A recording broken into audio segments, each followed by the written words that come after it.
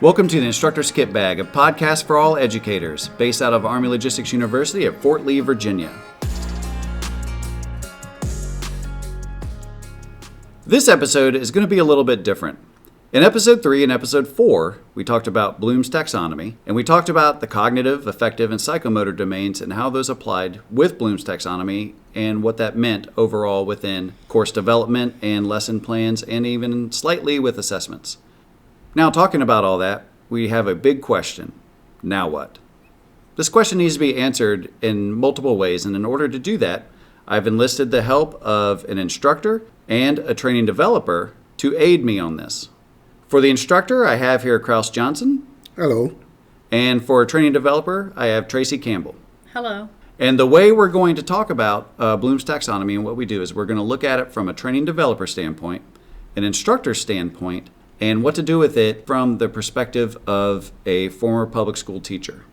With these three perspectives, let's dive right into it because there's a lot to talk about and I don't want to take 9 hours to do this. This is one of those things where you can really talk about this for a while. And the three of us are known as talkers. So let's get right into it. Training development. What does Bloom's Taxonomy mean in the training development or curriculum development? In the Army, we use the Bloom's as a framework to scaffold the terminal learning objectives and the learning step activities. The terminal learning objective is what we want the soldier to be able to accomplish by the end of the training. That would be our highest level in Bloom's. The learning step activity is what we use to get them to reach that terminal learning objective. So if we want them to apply, they first need to be able to understand and they need to be able to describe. So with apply being a C3, understand a C2, and then describing a C1, we would start them off by describing what we have, then having them understand more about it, and then they'll be able to apply what they've learned. So in this case, a course could have multiple TLOs or terminal learning objectives. And then under the terminal learning objectives, you would have LSAs or learning step activities to support what you want that terminal learning objective to be. Yes, that's exactly how it would go. You would use it to build up, or if you look at it in reverse, break it down. And with the Army, we stay at a C3. The most used domains for us in the Army would be the cognitive and the psychomotor. The affective comes into play, but not nearly as often. And a lot of times the affective domain can be a byproduct of what's being taught anyways. Yes, it's already in there with what they're learning. As a developer, when you're discussing these terminal learning objectives and how they're broken down into the learning step activities, we discussed in episode 3 and episode 4 before where you build upon that. So you take lower levels, C1, C2s, to eventually build up to the level of a C3, if that is your end goal. Now, in public school system, I'm a former public school teacher, so we have SOLs, Standards of Learning, our Virginia SOLs. So I took a standard World History 1 dot, 5C, so that I could show what that would look like because the standards of learning are not built the way Army has theirs built in using Bloom's Taxonomy. In this case, the student will apply social science skills to understand ancient Greece in terms of its impact on Western civilization. By C, describing the cultural development of Athens and Sparta with emphasis on the significance of citizenship and the development of democracy. So they're not saying that, but that would be the terminal learning objective, right? Yes. Okay. There's several verbs happening right here. So from a developer standpoint, a TLO, how does that break down to how is a TLO worded? So for a developer, a TLO would be built with only one verb. There's not multiple verbs, it's simply one. And if you need them to do more than one thing, then you would need to do more than one TLO. It would be the action they're going to do, the object that they're applying the action to, and then a qualifier. So in this case, just the standard alone has student will apply, that's one verb, to understand, another verb, and then describing the cultural development, another verb. So you've got 3 already in one TLO. So on the Army side of things, that's a no-go. Correct. So you need one verb, and then Correct. You would have another TLO if you needed to go further. Yes, or you would break it down into LSAs to build up to that. For us, the understand would be a lower verb than the apply, so that they would have to build up to that. Build up to apply. Yes, build up to apply. So they would use the understand during an LSA. Now it's important to note the verbs in Bloom themselves, for example, describe, can be a C1 or or a C2 even, or even a C5. As an instructor, what do you base that level on? Well, as an instructor, first initially, you will have to look at the POI, the Program of Instruction, which lays out everything about the course that the individual ought to teach as an instructor. So initially, looking at the POI, come in and see what is required from the instructor or myself, if I'm the one that's teaching, what cognitive level that the Program of Instruction has been set at. Now it's time for me to go in as an instructor and actually deliver the course as designed. And by doing so, it's not too much effort or work on the instructor, more so just following the instruction and delivering the process.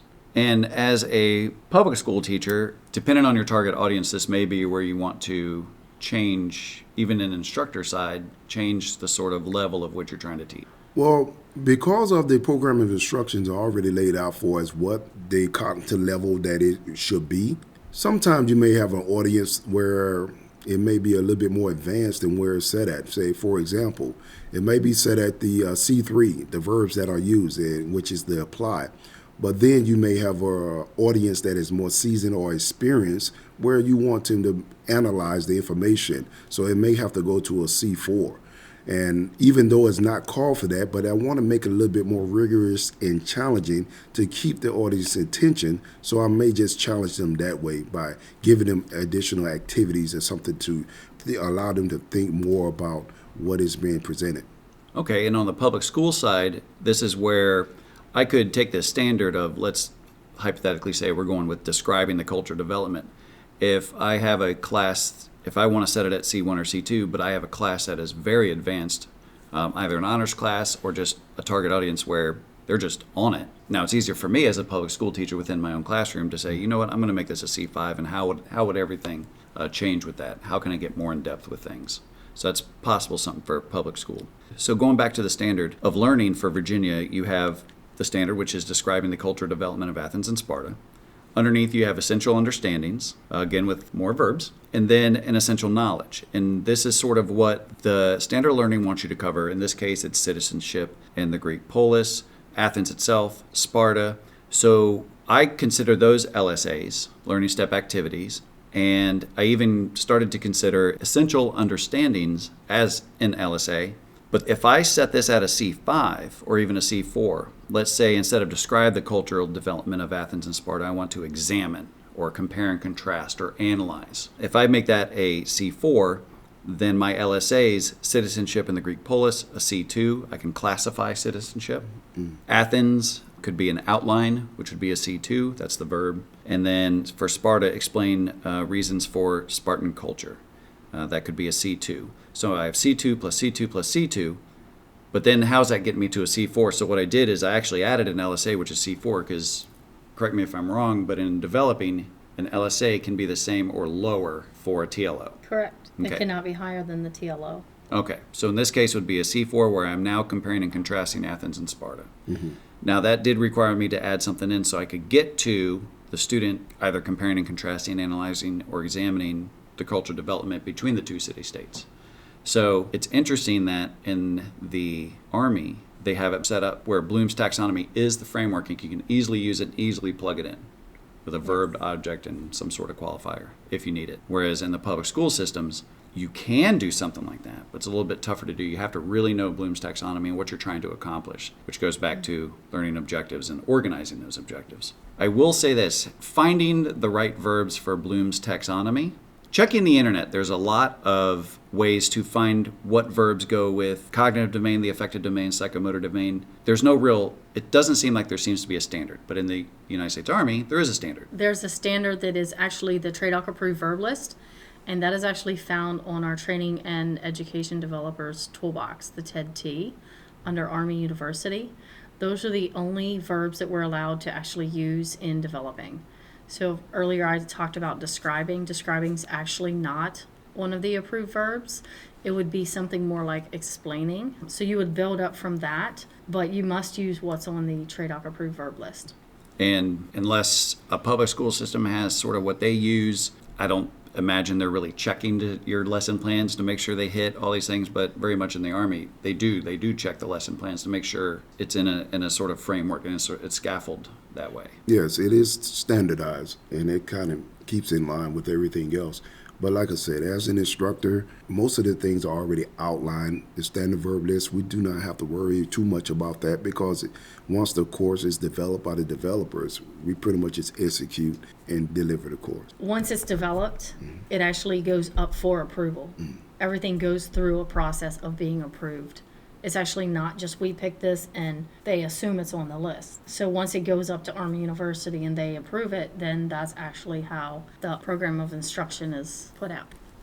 In episode 3 and episode 4, where we talked about Bloom's taxonomy and the hierarchy structure and how you can build towards something else, and you can do this either in public schools, but it's a necessity within the United States Army, because the TLOs, the LSAs, everything's are structured for that. So how important do you think Bloom's taxonomy is for this, and do you agree with the fact that in the United States Army that's what has to be done? For me, I would definitely agree with it. As a developer, it makes my job and all the other developer job easier. We're able to see what our end goal is with the TLO and then use our LSAs to work up to that goal. And doing that allows us to ensure that the soldier was able to achieve each level. Because if you have a soldier that can't achieve a C2, you can't expect them to reach a C4.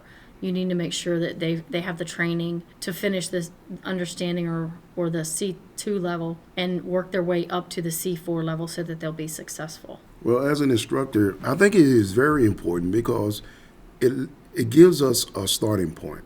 It makes things much more easier and simpler for the instructor to deliver the course, as well as stay on track and knowing what the objective is and what the outcome, what the student need to learn. So I definitely think that it is important that we have these different levels. I agree that it's important that we have these levels, because when you have someone teaching, if everybody's not geared towards the same outcome, you could have multiple instructors heading multiple different ways, and you have no way to measure whether the student actually achieved the objective or the learning outcome. The outcome. Kraus, is there some way that we measure it within the United States military? There are many methods that we use, but the one in particular that the Army uses is the SMART method. SMART is an acronym for specific, measurable, achievable, relevant or realistic, and time-bound. Now, when we're saying specific, it is that the goal should be clear and specific, otherwise you won't be able to focus on your efforts or feel truly motivated to achieve it. And it is somewhat of the what, the why, the who, where, or the which. And then when we talk about measurable, it is very important to have something that is measurable or a measurable goal. How will I know when it is accomplished? So that's when we're talking measurable. Now, for us, achievable, it needs to be realistic, attainable to be successful. Then there's the relevant, in that it is also aligned with other relevant goals. And then finally, time-bound. And that could be something simple like, how long is this lesson plan going to take? Because you're going to be time-bound by when the assessment is, the end of the course, especially as teachers. Can't tell you how many times fire drills ruined something and it only affected one class out of 5 that day. So that's something to definitely keep in mind, that time-bound. Now that we've talked about how to use this within various settings, I guess the public school and the United States Army, whether you decide to go the TLO route, or how to take a standards of learning and how to organize that and organize objectives, I do see Bloom's as a framework, a scaffolding, an organizing of thoughts, not necessarily something you have to do, except in the U.S. Army, but something that is going to be so helpful in, again, that organization and where to place this, and it helps with pacing, and it helps trying to hit the target audience, whatever students you have at that year, that class, that month, that whatever. Is there anything else you want to add about Bloom's taxonomy from your perspective, Tracy, as a developer, or Kraus, you as an instructor? As a developer, I think it's important to look at Bloom's not only as how we use it to scaffold, but also it gives us the ability to diversify. So when we're looking through what we want to include in our courses, we're able to see, okay, we have, 3 LSAs that are cognitive. We may need an LSA that is psychomotor and something that kind of covers the affective a little bit. And in doing that, we're also able to diversify for student engagement. And like I said, it can be as simple as just adding a different activity. Basically, Bloom's helps encourage the students from an instructor perspective so that once the instruction is given and we understand at the end of the instruction, after we do the assessment, that the objective is met. So I think it's highly important that we have Bloom's. So in a really basic nutshell, this is how you can use Bloom's taxonomy in your classroom to develop a lesson plan, to teach a lesson plan, and hopefully whoever's listening to this can really take what we're saying and see what we're trying to go with it, especially from a developer standpoint, from an instructor standpoint. In many cases, as a public school teacher, you're both. You're both a developer and an instructor. But it also could be something that where you have to follow certain guidelines within your department, within the school system itself. So just something to think about, and using the standards of learning that way as well.